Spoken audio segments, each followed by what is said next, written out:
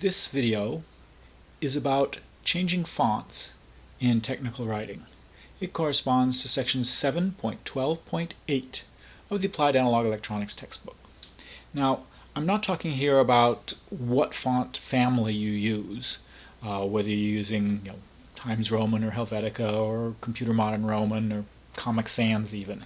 What I'm talking about is what you do to change to italics, bold, these sort of font changes within a family as opposed to changing font families.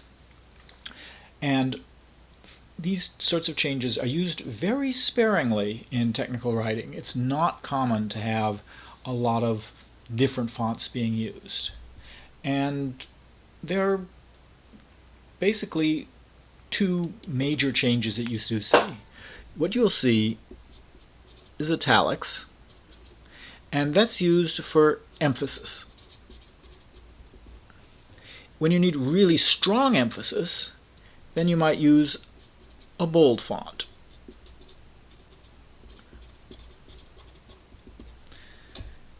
You also see math italics used for math. And the math italics and the regular italics are not usually the same font characters. They're not the same shapes. So when you're in math, use that math italics for everything. So if you've got the variable x, every time you want to refer to the variable x, put it in math mode so that it gets the right shape of x. And don't try and use ordinary italics or even worse, ordinary Roman fonts to talk about your variables if they're sometimes used in math formulas. Okay, how do you get these different sorts of emphasis? Well, italics is actually done with EMPH, which stands for emphasis. And you put in braces the thing you want to emphasize.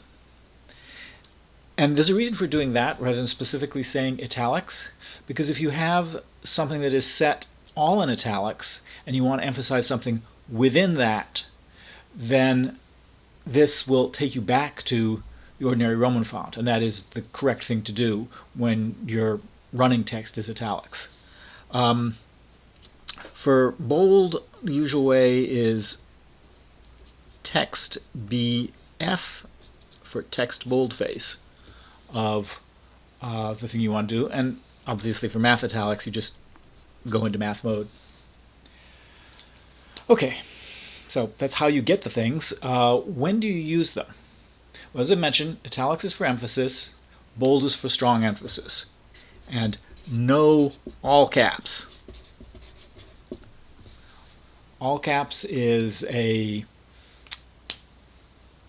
informal way in something like an email message or something like that of shouting. It is never appropriate in technical writing. If you need really strong emphasis, you use bold. Okay, other forms of emphasis that are not used. So no all caps, no stars. Sometimes you'll see people on a typewriter when they want to indicate that something should be emphasized in some way, putting a star on either side.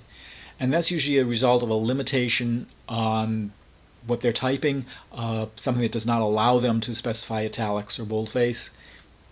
In technical writing, just about always, certainly in LaTeX, you can specify italic and boldface directly. Don't use sort of the junky approximations to it that are old typewriter conventions. Another old typewriter convention, no underlines. Underlining is an old typewriter convention for indicating that something should be set in italics. Just about anything where somebody has told you, oh, you should underline that, you should probably be using italics instead. For example, book and journal titles are in italics. They're not underlined, they're in italics. Where else might you use italics? When you've got a jargon word that you're introducing for the first time, something that the user is not expected to know already, and you're in fact defining it in this context, use italics. So italics in defining context.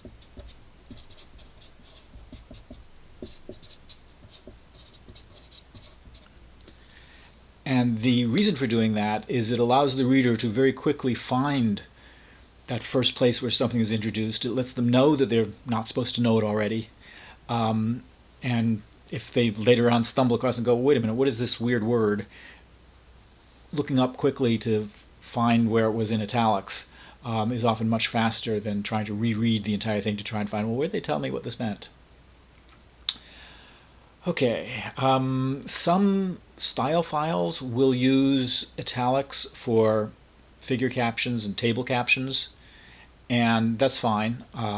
It's not required. I did it in the textbook because it does make the figure captions and table captions less likely to be confused with the body text. And when you do that, if you put something like a book title or a journal title inside a figure caption, then the emphasis there takes it back to ordinary Roman fonts rather than italic fonts. One other thing you'll sometimes see, and that is what's called a monospace font. In a monospace font, every letter, every character even, is the same width. And this comes from the old typewriter days when that was sort of a mechanical constraint on the typewriter that it advanced the carriage by a fixed amount every time you hit a key. And so monospace fonts nowadays get used primarily to signify that what is being shown is something that is typed on a keyboard, or occasionally is a computer file input that corresponds to something that would have been typed on a keyboard. And in the textbook, you'll find that the verbatim sections where I've said this is exactly what you type, those things are set in a monospace font to set them apart from everything else. You don't generally want to use large blocks of things in monospace fonts because they are much harder to read. They're usually reserved for something where you're signaling something very special, like this is exactly what you type. Okay, that's probably about all you really need to know about font changing in technical reports. Like I say, it's not used a lot. Most of the times the font family and stuff are chosen by the style designer, and so you don't need to do, as an author, anything about it. And the only ones as an author you really need to pay attention to are emphasis, text boldface when you really need strong things, and if that's occurring more than once or twice in your documents, there's something strange going on. I mean, unless you're doing safety warnings or something like that, then you might need quite a bit of boldface. But if you overuse it, it stops having its strong emphasis. And you'll need to do math, of course. That's probably all you need to know about fonts.